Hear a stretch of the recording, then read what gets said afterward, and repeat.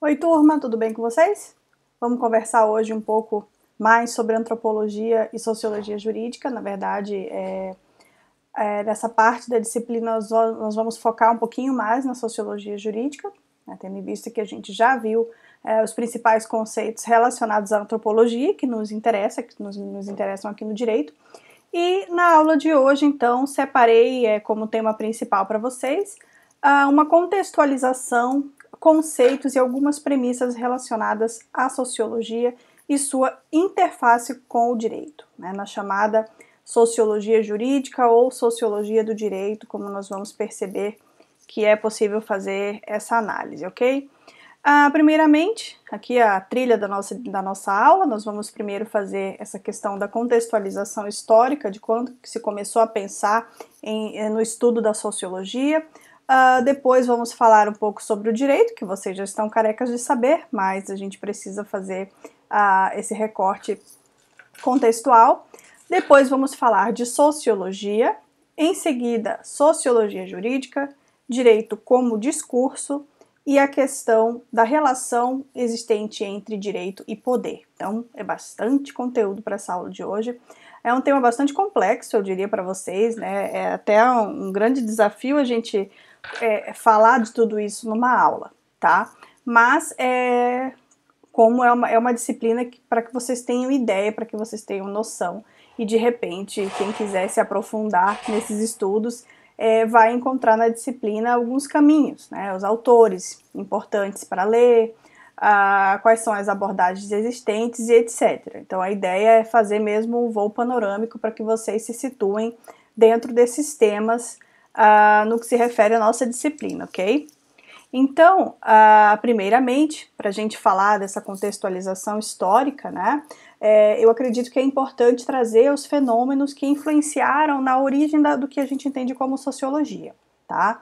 Então, a sociologia, ela vai nascer como um ramo do saber, né, uma disciplina científica, que vem como reflexo, como uma resposta a problemas sociais resultantes do processo de consolidação da modernidade, né, expresso em três transformações. Então, apenas para que vocês fiquem aí mais contextualizados, quando a gente falou de antropologia, né, nós observamos que essa ciência ela é bastante recente, ela foi construída ali no finalzinho do século XIX, início do século XX, principalmente, quando se consolidaram as principais escolas antropológicas, ao contrário da sociologia, que é bem mais antiga, né? Então a gente observa os processos que levaram ao estudo e à construção dessa ciência, processos vindos lá do início da modernidade.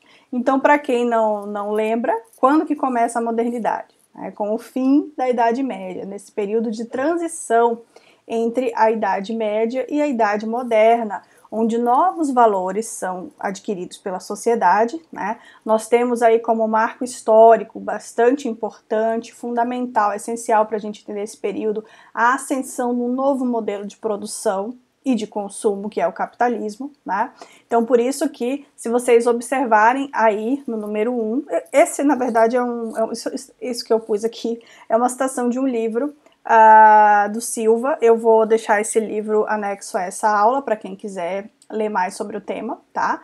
Então ele coloca essas três questões como fundamentais para a gente entender esse contexto de nascimento da sociologia. Então, primeiro, a generalização do processo de produção de mercadorias, que é a Revolução Industrial.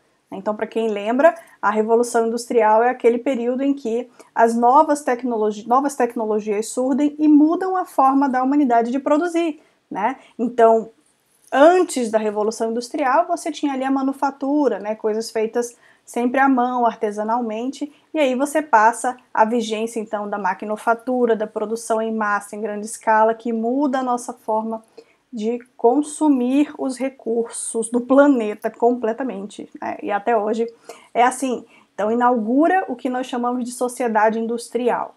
Então, essa transição, por que ela é tão importante? Né? Porque ela gerou uma ruptura muito drástica com o que era vigente anteriormente. Então, se as populações elas estavam mais dispersas no campo, por exemplo, né, e o capitalismo ele precisa do campo, ele precisa da terra e do monopólio dos recursos para conseguir dar conta dessa produção a que ele se propõe, né? Então você tem a saída dessas pessoas do campo, a expulsão delas através dos cercamentos ingleses, né? Para quem lembra lá das aulas de história do ensino médio, então você tem essa questão dos cercamentos, você tem a chegada de grandes contingentes populacionais às cidades, que não tinham nenhuma estrutura para isso, e aí a proliferação, né, de miséria, de pessoas que se submetiam a horas exaustivas de trabalho, né, em troca de um salário miserável, mas foi assim que nasceu o capitalismo. Então você tem todas aquelas mazelas sociais acontecendo, e era necessário então que alguém parasse para estudar esse fenômeno, né, e ver de que maneira isso poderia ser solucionado, aperfeiçoado enquanto a humanidade. Então daí nós temos também, o autor coloca, né, um segundo ponto relevante, a formação do Estado moderno, né, através da Revolução Francesa. Então a gente tem aí também marcos do século XVIII que vão trazer uma nova forma de organização social, né? Então a formação do Estado moderno, tal como nós conhecemos, né, não naquela configuração de monarquia ou de aristocracia ou outras formas de governo. Então a gente tem a formulação desse Estado, né, que se alia junto com o que era conhecido como burguesia, que representa o poder econômico, para formar então essa grande instituição da modernidade, que é o Estado, né? E número 3, que também é a questão de uma nova cultura a partir de valores de liberdade, de racionalidade e de ciência, né, com grande influência aí do idealismo alemão, que vão somar nessa nova configuração social, né, onde se valoriza direitos individuais, né, então a liberdade, a livre iniciativa, a racionalidade, a ciência e etc. Então você tem nesse caldeirão histórico os marcos que vão fundamentar a necessidade de uma ciência para estudar a sociedade, que é a sociologia, por acaso, né? Então aqui apenas alguns autores para vocês, né, que vocês podem observar como autores importantes, entre outros, tá? Existem vários outros também que poderiam aqui ser citados. Então você tem aí Charles de Montesquieu, Auguste Comte, Karl Marx, Emile Durkheim, Max Weber, né? Sendo esses três, né, Marx, Durkheim e Weber, eles são considerados os três grandes teóricos da sociologia, ok? Por esse motivo, então, eu pus aí essa caricatura dos trezinhos, né? Max Weber, Karl Marx e Emile Durkheim, respectivamente, que são três grandes autores, inclusive são aqueles que vocês vão dar o maior foco para poder compreender as três correntes principais da sociologia, tá? Lembrando que existem outras questões também que podem ser estudadas. Outros autores importantes, né? Friedrich Engels, que era parceiro do Karl Marx, Saint-Simon, Stuart Mill, né? Wilfrido Pareto, Harriet Martineau, não sei como se fala isso, mas ok. E também existem outros teóricos que são importantes e que poderiam também ser estudados para a compreensão da sociologia, ok? Porém, a gente precisa fazer esse recorte, a gente pega aí os três principais, certo?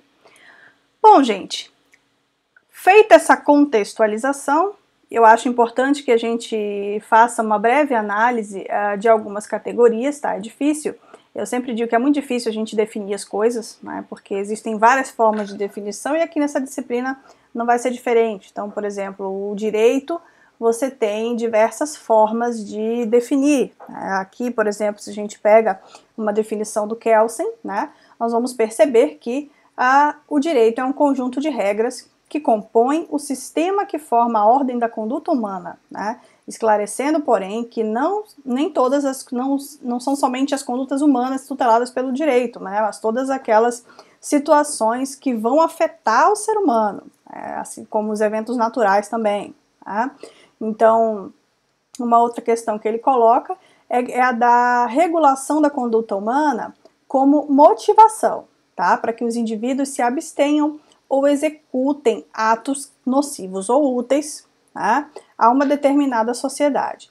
Então, essa, digamos assim, que seria a concepção que a gente está acostumado a ver no direito. Né? Então, se você pergunta para qualquer aluno do direito, o que é direito? Né? Todo mundo vai vir com uma resposta meio pronta, né? É um conjunto de normas que regulam a vida em sociedade, tal. Né? Beleza, tá certo. Mas não é só isso, existem outras formas de observar esse fenômeno que é o direito e são as instituições jurídicas, tá? Então vamos lá. Gostaria de destacar daqui essa questão que o Kelsen coloca de regulação da conduta como motivação, tá? Então, o que isso quer dizer? Que o direito ele vai tratar de estabelecer, digamos, sanções, né, para aquelas condutas indesejáveis, aquelas condutas que se deseja reprimir na sociedade, e vai estabelecer, digamos, situações mais favoráveis para que as pessoas atuem de uma maneira positiva ou de acordo com o que se espera dessa sociedade. Então, trata-se de um mecanismo, né, de punição e me fugiu aqui a palavra, e de estímulo, tá? A condutas boas ou ruins, de acordo com o que cada sociedade considera, ok? E aí eu trouxe também para vocês um conceito do Oscar Correias, que é um autor que eu gosto muito, ele é um argentino radicado no México. Eu tenho esse livrinho dele aqui, mas na verdade eu não vou passar para vocês porque ele está em espanhol, então eu consegui um artigo científico dele em português, né, publicado no Brasil, ele tem várias publicações no Brasil, e ele traz alguns dos conceitos que eu vou abordar aqui nessa aula, tá bom? Então eu vou deixar também esse artigo lá para vocês verem, mas é um grande autor, infelizmente ele faleceu recentemente, né, o Oscar Correias, conheci ele lá no México, uma pessoa incrível, realmente é uma referência na área de sociologia jurídica, tá? E ele vai dizer que o direito, né, sob uma perspectiva mais da sociologia, vamos colocar assim, ele se trata de um discurso de caráter prescritivo, né, que prescreve condutas reprováveis ou condutas aconselháveis, produzido por quem detenha o poder, tá? Daqui a pouco a gente vai ver a definição de poder. Que é reconhecido como legítimo, seja pela maior parte da população de um país, seja pelas forças armadas, né? E que organiza a violência, tá? Então, não é porque o Estado existe que não vai existir violência. Só que o direito ele vai então organizar essa violência e ele vai dar o direito a cometer a violência ao Estado, tá? Por isso que quando nós tomamos a frente do Estado e fazemos justiça, por exemplo, com as próprias mãos, né? Isso no direito a gente chama de exercício arbitrário da justiça, né? Das próprias razões. Por quê? Porque esse poder nós demos pela via do contrato social ao Estado, ok? Então o Estado ele organiza a violência, a qual precisamente se legitima pelo reconhecimento desse discurso como direito. Então ele vai puxar bastante o direito, a concepção de direito para a ideia de discurso, né? E a gente vai já ver o que significa tudo isso. Mas passamos aqui, então, a ideia de sociologia, né? Então, assim, de forma bem simplória, a gente pode dizer que se trata do estudo da sociedade, né? Professora, mas e a antropologia? A antropologia a gente viu também, né, que a gente estuda os seres humanos nas suas relações. Sim, porém há um foco lá na antropologia para os caracteres distintivos das sociedades, das diversas comunidades, né? Então a gente tem um estudo diferenciado que tem um objeto diferente, né? Aqui nós vamos tratar a questão social, né, da vida em sociedade, né? Como o ser humano vive em sociedade, quais são as influências que ele recebe, de que forma essas relações se dão no meio social, tá? E não num sentido mais de destacar aspectos culturais. Então nós temos objetos de estudos diferentes entre essas duas ciências, ok? Então, Oscar Correias ele vai primeiramente dar essa ideia genérica, né, de sociologia, que seria que se trata de um estudo da sociedade, né, porém a gente precisa compreender o que é social. O que é sociedade? Então ele vai colocar aqui o social tem como base, né, como fundo, a natureza biológica do ser humano, porém considerada em suas, tá, não em duas, em suas relações com outros seres humanos. Então ele vai falar acerca da própria vida, da própria vivência natural do ser humano que nasceu para viver, digamos assim, em sociedade, ok? Então esse é um conceito que ele traz, e aí trago também um conceito do Silva, em que se destacam algumas coisas que eu gostaria de analisar com vocês, tá certo? Então nesse livrinho que eu vou deixar para vocês aí, vocês vão encontrar esse conceito. Então, o que ele vai dizer? Que um dos conceitos mais aceitos pela sociologia é o de que ela se constitui uma ciência que estuda as relações sociais. Né? Até aí a gente já sabe. Entretanto, não há um consenso quanto ao seu conceito. Então, Silva recolheu as seguintes definições. Então, aí ele vai trazer alguns elementos atinentes ao conceito de sociologia. Então, primeiramente, ele vai dizer que a sociologia é uma ciência que estuda as relações sociais que são, ao mesmo tempo, produtos e produtoras da sociedade. É como se os ciclos que caracterizam aquilo que a gente produz em sociedade e aquilo que resulta da sociedade, tá? Aquilo que produz a sociedade e o resultado dela, né? Então, esse ciclo que gira, digamos assim, a roda da própria vida em sociedade, é o que a sociologia vai estudar, certo? Então, o que determina a sociedade ser como ela é e qual o resultado dessa vivência ou dessa forma de viver para a constituição da própria sociedade, ok?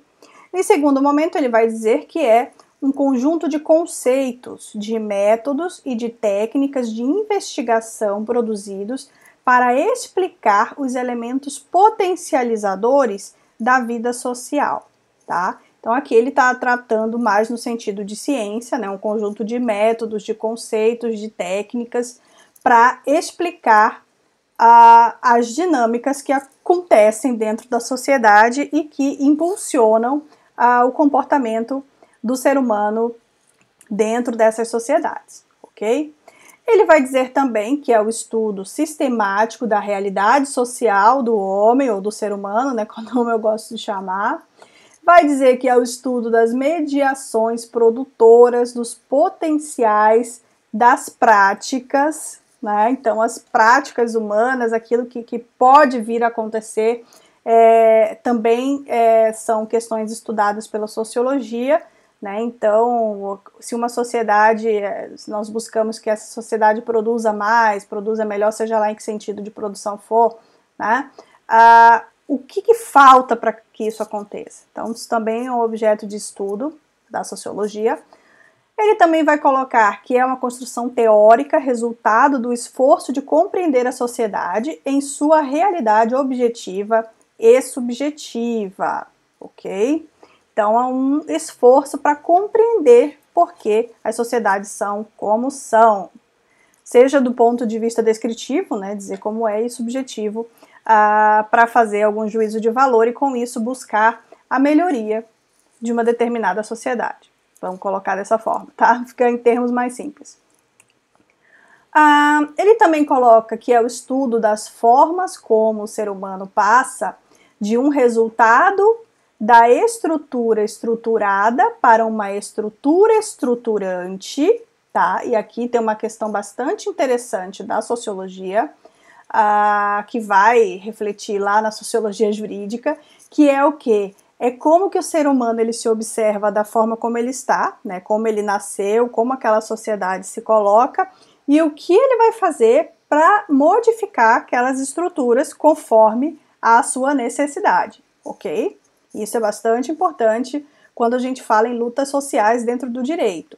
Então, por que a gente conquista direitos? Porque alguém briga por isso, tá? Não é porque simplesmente o Estado, ou seja lá quem for, vai olhar e vai dizer, ai não, vamos dar o direito aqui a esse grupo social, né? Não é bem assim. Então, é resultado de lutas e de conflitos e de problemas que acabam acontecendo.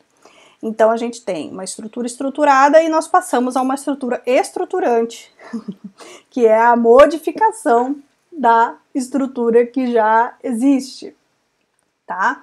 Então, há o estudo das condições que produzem os lugares sociais ocupados pelo ser humano.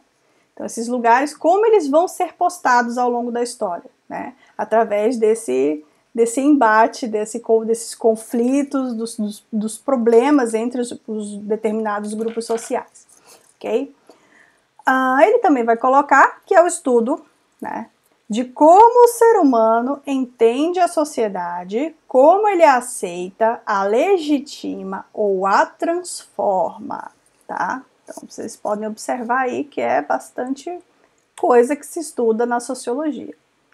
Também vai dizer que é o estudo que pode levar o ser humano a ser livre por entender o seu lugar no processo histórico, né? Então, é uma disciplina bastante interdisciplinar, na verdade, né? Com toda essa interface entre antropologia mesmo, entre história, entre geografia e outras ciências que podem ser utilizadas aqui para tornar possível esse entendimento do lugar do ser humano, né, na história.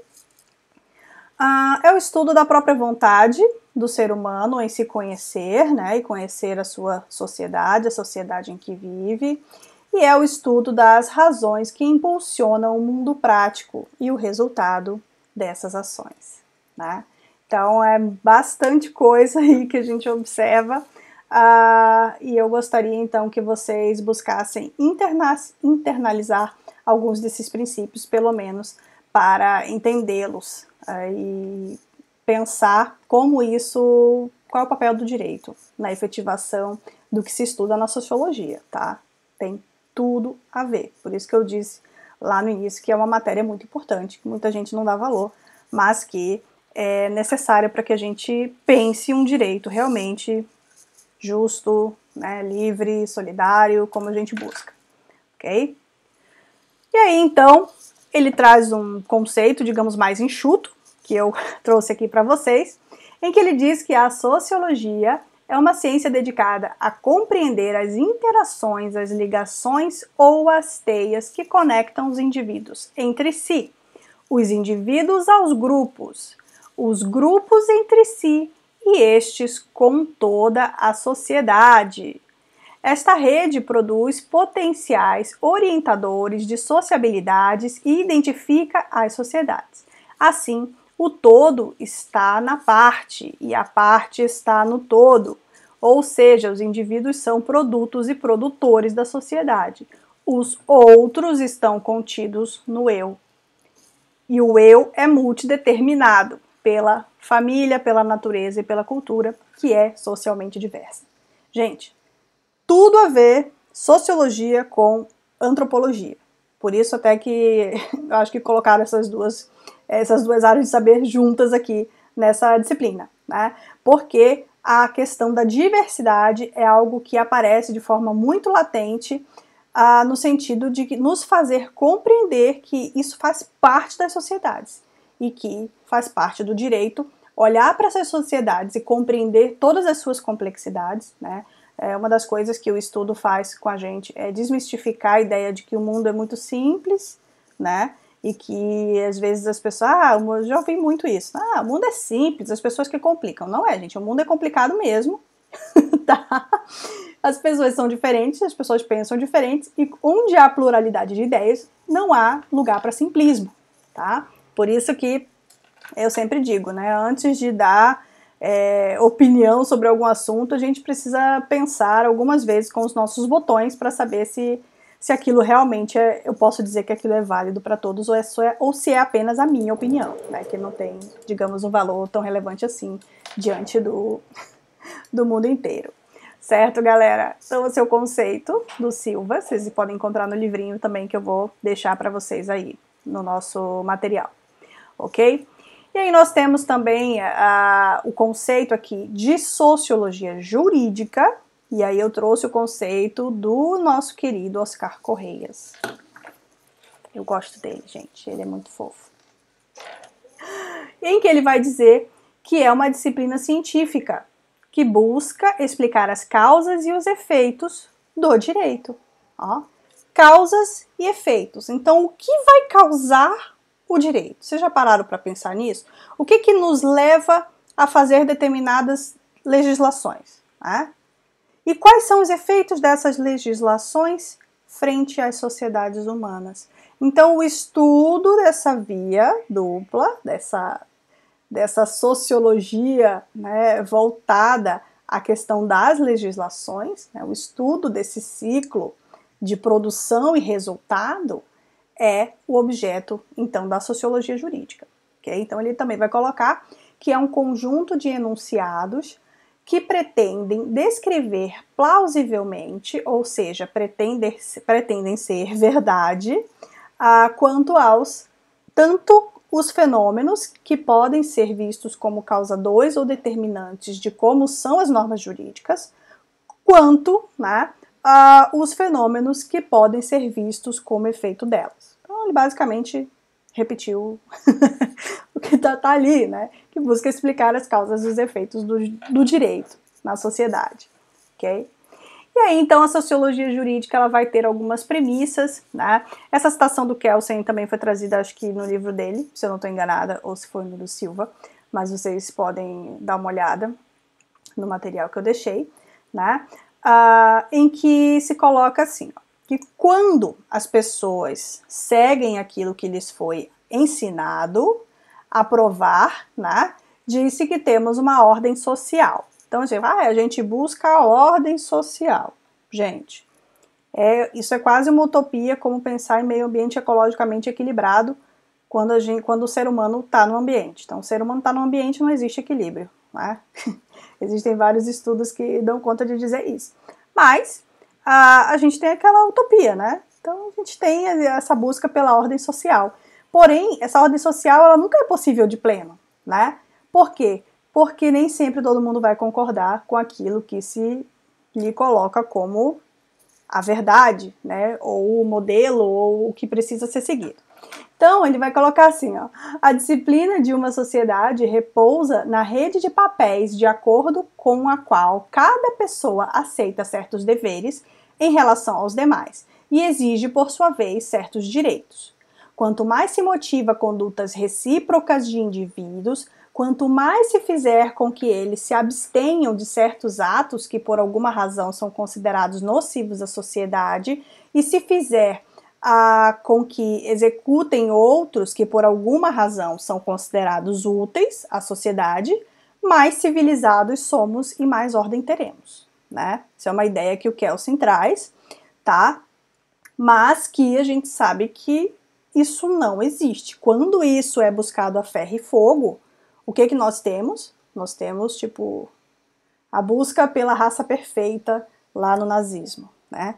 Coisas bizarras que aviltam os direitos mais básicos do ser humano, porque você não consegue olhar para o outro de uma forma, digamos, que valide, né, a forma de ser do outro. E aí a gente tem essa vinculação bastante lá com a antropologia, né, para compreender essa questão nesse sentido. Então a gente precisa entender que a gente, no direito, no discurso jurídico, digamos assim, a gente coloca isso como uma busca, né? Não, a gente vai colocar aqui o modelo da sociedade perfeita. Mas ele não vai existir, né, 100%. A gente vai sempre buscar, na verdade, aperfeiçoar, né? Então, mas a premissa é essa. Aí nós temos também a ideia de que no direito há sempre referência às relações sociais que se desenvolvem em uma sociedade e da mesma forma onde existem relações sociais, né, pode ser encontrado o direito. Em cada momento, em cada povo, o direito determina o modo de ser da sociedade. O perfil da estrutura básica é resultado da ação do direito, que exerce a função do controle social e é condicionado pelas suas crenças religiosas, pelas convicções éticas, pelas ideologias, os costumes, os interesses econômicos, políticos, culturais, os avanços técnicos, científicos e etc. Tá? Aqui tem uma coisa bastante interessante, é algo até que a gente discute muito no senso comum, né? Quando a gente diz que os nossos representantes, né, do governo, eles são apenas reflexo do que é a sociedade. Então, a ideia é que a nossa legislação, ela reflita o que nós somos enquanto povo brasileiro, né? Então, com os problemas culturais, os problemas sociais que nós temos, a gente não podia ter algo diferente do que temos aí, né? É claro que a gente sempre vai buscar, a gente vai procurar, né, lutar contra a corrupção, por exemplo, buscar com que o Estado seja mais eficiente, mas, gente, vamos ser bem realistas. Isso acontece quando a gente se transforma enquanto sociedade, né? Não adianta buscar combater ali apenas a fonte, né? Precisa haver uma conscientização geral nesse sentido. Então, apenas gostaria de destacar isso com vocês, ok? Então, a ideia é que a legislação reflita o que é o povo, né? Mas sempre buscando o aperfeiçoamento. Então, por mais que hajam, às vezes, premissas ou legislações que muita gente considera isso aí não deve ser a vontade da maioria da população. Mas, às vezes, essas normas são necessárias para que a gente atinja um nível de maturidade, né? Um nível de melhor civilidade, né? Então, como um exemplo que a gente pode citar. Então, antigamente havia muita resistência ao estabelecimento, por exemplo, de normas de trânsito, ao cumprimento de normas de trânsito, né? Mas a gente pode perceber que os lugares do Brasil onde tem um trânsito melhor é onde se aplica a lei, né? Onde ninguém fura sinal vermelho, né? Onde as pessoas respeitam o limite de velocidade, tudo isso. Quando você tem lugares que não observam essas normas, você tem a barbárie, né? Tipo, acidentes de trânsito constantes, por exemplo, só para dar um exemplo para vocês. Então, assim, quando a gente traz para o direito mecanismos ou normas específicas voltadas para uma situação, muitas vezes elas têm o sentido de aperfeiçoar a nossa conduta, né? Então, se você, por exemplo, pegasse aqui na cidade de Campo Grande, né, tem um problema muito sério aqui de furar sinal, né, ninguém para no sinal. Se viesse uma lei e multasse todo mundo que furasse sinal, resolvia, uma hora resolvia, né? E assim a gente vai observando que em várias questões isso vai se colocando na sociedade, ok? E a gente vai tendo essa interação entre a forma de ser de uma sociedade e a legislação. Nós temos aqui também, né, trouxe aqui uma outra premissa que a gente precisa observar acerca dos estudos sociojurídicos, né, que eles devem possuir, então, caráter interdisciplinar, em que se pressupõe a colaboração equilibrada entre juristas, sociólogos, e aqui eu abro para outras áreas do saber também, né, que compreendem não apenas o direito no sentido estrito, mas também os modos de regulação e de conflitos que dele se aproximam, ou que com ele se relacionam. Isso requer a compreensão de que há uma interação objeto-sujeito e noção de que as realidades sociais podem ser diferentemente representadas nas teorias, necessitando, portanto, de diálogos com elas. Gente, e no direito é muito difícil. No direito, a gente tem uma repulsa a buscar as outras áreas. Eu não sei como é que tá agora entre os alunos, a mais essa pandemia a gente nem pode mais conversar direito com os alunos, mas na época que eu era estudante eu ouvia, esse negócio de sociologia, de antropologia, isso aí é tudo perfumaria, não serve pra nada, não vejo a hora de começar a estudar direito, porque os alunos queriam estudar direito civil, direito penal, né, direito administrativo. E como que você vai aplicar esse monte de norma se você não sabe o mínimo sobre o funcionamento da sociedade, né? Não tem como. Então, assim, é uma premissa da sociologia jurídica que os estudos que a gente vai fazer, seja lá em que área for, eles sejam estudos interdisciplinares, gente. E aí eu tenho um autor que chama Luiz Alberto Vará, em que ele diz que os juristas no Brasil, eles são acometidos por uma coisa chamada senso comum teórico dos juristas. Então, nós juristas, nós já partimos do pressuposto que a gente sabe tudo, e não precisa estudar nada, só lei, né? Então você vai, por exemplo, fazer uma lei ou fazer uma observação sobre algum problema da sociedade, você parte do pressuposto que você já sabe tudo e simplesmente vai analisar a letra da lei seca. Gente, isso é terrível, isso não contribui em nada para a nossa melhoria enquanto sociedade, enquanto Estado de Direito. Então a gente precisa fazer o estudo das coisas direito, né? De maneira mais aprofundada e interdisciplinar para a gente realmente ter o conhecimento das coisas. E aí uma postura mais humilde que a gente precisa adotar, né? No sentido de admitir, a gente não sabe tudo, né? Então o direito ele regula tudo hoje em dia, né? Regula tudo que está na sociedade. Mas aí o jurista sabe de tudo? Não. Então se você não sabe de tudo, chama um especialista, né? Vai ler um texto de uma outra área, de uma outra ciência, para poder se inteirar daquela questão e fazer a parte jurídica de forma correta, de forma coerente. Tá certo, pessoal? Então, nós temos aqui o conceito de sociologia jurídica, tá?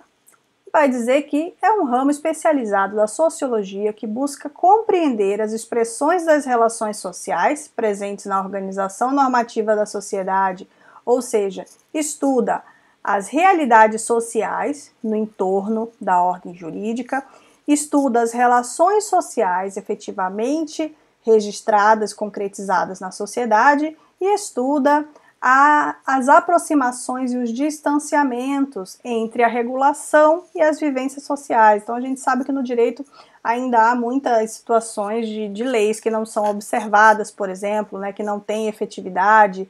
Então há essa distância entre a regulação e a vivência social que efetivamente acontece, né? Então tudo isso é objeto de estudo da sociologia.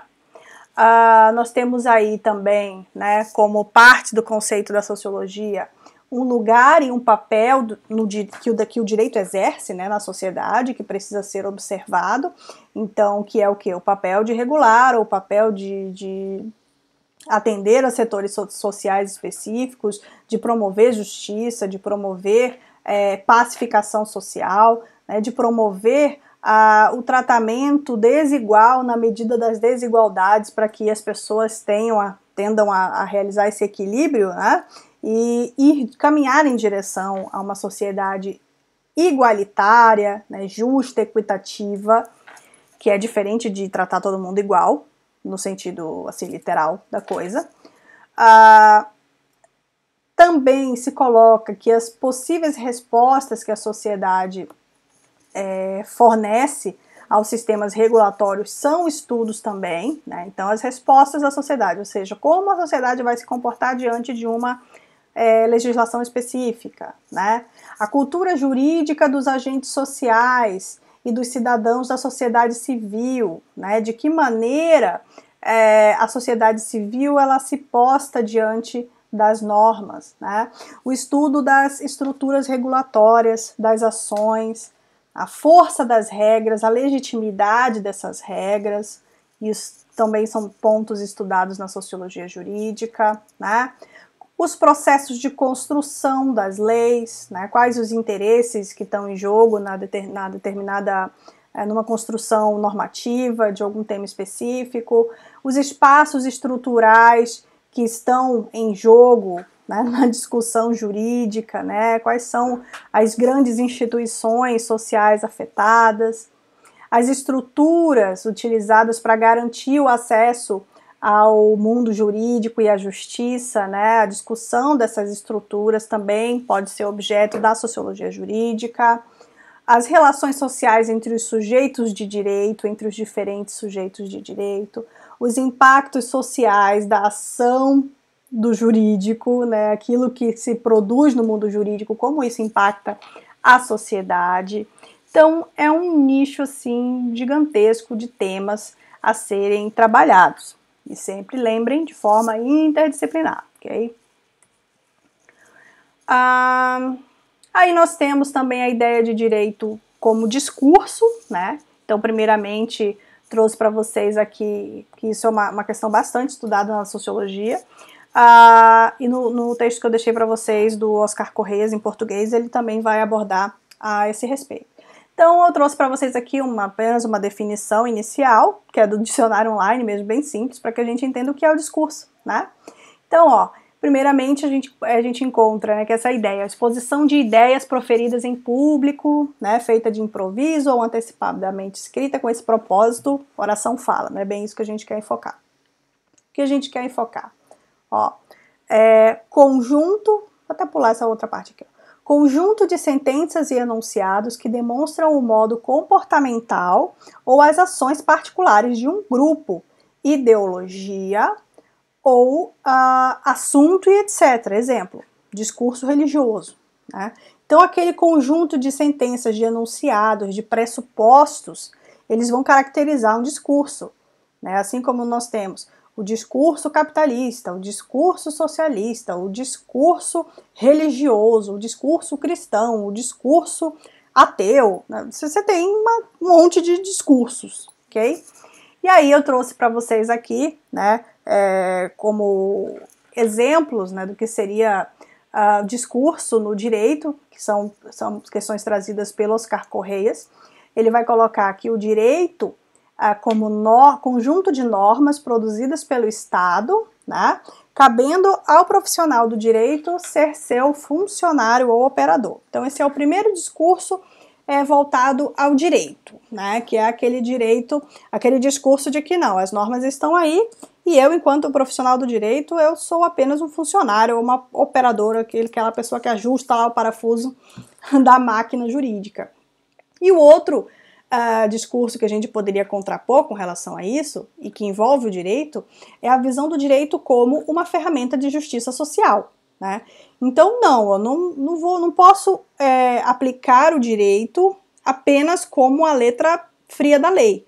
Eu preciso observar uma série de situações, eu preciso observar princípios, eu preciso observar um monte de coisa, porque eu preciso utilizar esse direito como ferramenta de justiça na sociedade, e não de mera aplicação indistinta do que diz a lei. Então, são dois discursos diferentes, né, que podem ser observados aí no direito.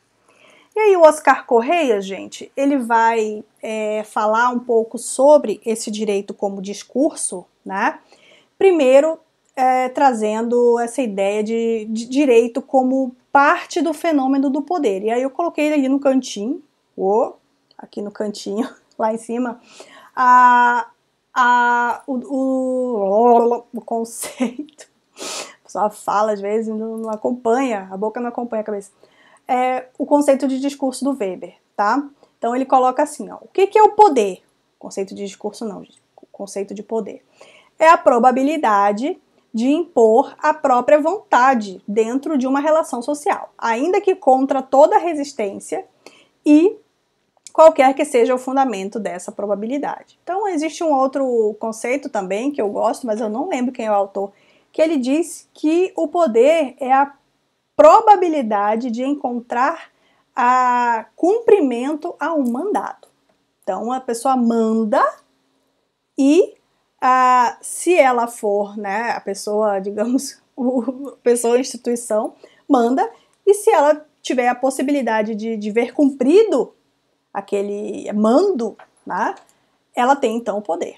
Tá? Então, basicamente, a ideia é a mesma, apenas com a forma de colocar diferente, tá? E aí a gente observa, então, que o direito, ele é parte desse fenômeno do poder, né? Por quê? Porque quem construiu o direito tinha, de certo modo, poder para fazer isso, né? O poder da violência, o poder da possibilidade de estabelecer a lei e ver essa lei cumprida, né? Seja lá por meio da força, do poderio bélico, seja lá como for, mas isso foi colocado por alguém que podia, né? Em segundo lugar, ele coloca também o direito como discurso do poder, né? Em que a instituição direito, ela se vincula ao Estado e se coloca, então, como a grande fonte de poder, vamos dizer assim, né? Então, você tem aí uma outra perspectiva para esse poder. E, no terceiro momento, que eu destaquei aqui, tem uma série de outras coisas que ele fala sobre esse assunto, é a ideia do discurso do direito e o discurso jurídico, que ele faz uma pequena distinção, Oscar Correias, né? Então ele diz que o discurso do direito é aquele discurso, aquele conjunto, né, de premissas e etc., que a gente já viu anteriormente, prescritivo, um discurso prescritivo de quem produz a norma, de quem tem o poder para dizer a norma, né? Então, quem constrói as normas exerce, então, o discurso do direito. E o discurso jurídico seria aquele discurso relacionado não a quem coloca as normas, tá? Mas aqueles que usam essas normas ou comentam essas normas, os operadores do direito, por exemplo. Eu, por exemplo, estou aqui comentando, né? Então eu estou mostrando para vocês o discurso jurídico, e o discurso do direito seria aquele de quem coloca as normas. E aí um outro ponto que o Oscar Correias traz também é o direito como ideologia, né? Então, se a gente for pensar em termos ideológicos, o direito ele pode ser utilizado de diversas formas, né? Então você tem aí, por exemplo, eu sempre uso o exemplo do nazismo, né? Que apresentava uma ideologia específica, que era, né, da superioridade de uma raça, de construir uma sociedade perfeita, né? Você tinha diversas premissas que fundamentavam o nazismo, né? E aí, com isso, o direito foi adequado ou manejado para atender essa ideologia. E isso a gente faz em todas as sociedades, né? Mas aí a gente precisa nos ajustar no sentido de compreender a ideologia que eu vou apoiar ou através da qual eu vou interpretar o direito, ela me ajuda a construir uma sociedade livre, uma sociedade justa, uma sociedade solidária, ou ela vai me levar para o totalitarismo, né? Ou vai me levar para o fascismo. Então são coisas que acabam aparecendo aí. Então Oscar Correias ele diz que podemos usar a expressão ideologia do direito para nos referirmos ao que existe nos textos estatais, dos quais se extrai o sentido deôntico, e a expressão ideologia jurídica para nos referirmos a que é produzida pelos que falam e usam o direito. Então, quem constrói a norma, né, exerce uma ideologia do direito, e aí vai colocar essa ideologia nas normas, né? Como nós vimos, por exemplo, lá na antropologia jurídica, o estabelecimento de direitos para os povos e comunidades tradicionais. Faz parte de uma ideologia de inclusão, de respeito ao diferente, de respeito à cultura diferente, etc. Quando a gente utiliza uma ideologia jurídica, que é a leitura que o operador do direito que vai aplicar o direito faz, né, não que construiu a norma, ele pode utilizar de repente essa ideologia jurídica para tentar desconstruir a ideologia do direito, desconstruir a norma que está posta através de uma outra interpretação, para dizer não vamos dar direito nenhum para esses povos que não merecem, que isso está errado e etc. Então esse conflito de ideologias ele acontece nesse momento, ok? E aí o Oscar Correias faz essa diferenciação, então, entre a ideologia do direito e a ideologia jurídica. Vou deixar o textinho lá para vocês lerem depois, ok? E aí, finalmente, gostaria de destacar aqui o que o Oscar Correias, até coloquei a foto dele no fundo para vocês verem como ele é bem querido. Era, né? Infelizmente se foi, mas deixou um grande legado aí para a sociologia jurídica. Ele faz, então, a relação, né, entre direito e poder e explica que essa relação é analisada através da sociologia jurídica, ok?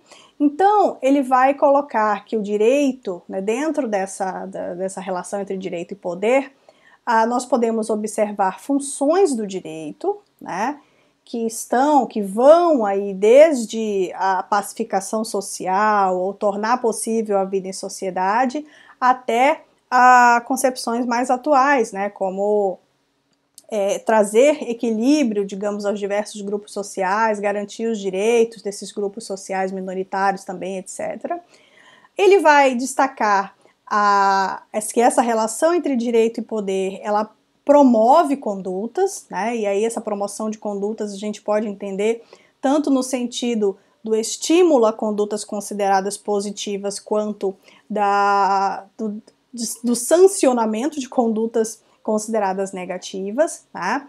Ele vai falar também acerca da reprodução social, e aí a gente tem que esclarecer que o direito, né, ele não nasceu para garantir essa sociedade livre, justa e solidária. Infelizmente, a gente sabe que muito do que está posto na norma é para perpetuar as diferenças, né, para privilegiar muitas vezes setores sociais. A gente vê hoje em dia uma série de normas absurdas, né, como, por exemplo, um monte de benefício para profissionais que têm um salário já astronômico, enquanto que a maioria da população está ali com um salário mínimo que vem perdendo valor a cada dia, né?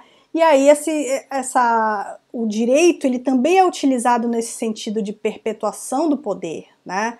De reprodução da ordem social posta, que é a ordem de quem tem mais poder econômico mesmo, né? Então isso acontece e a gente consegue observar isso através desses estudos.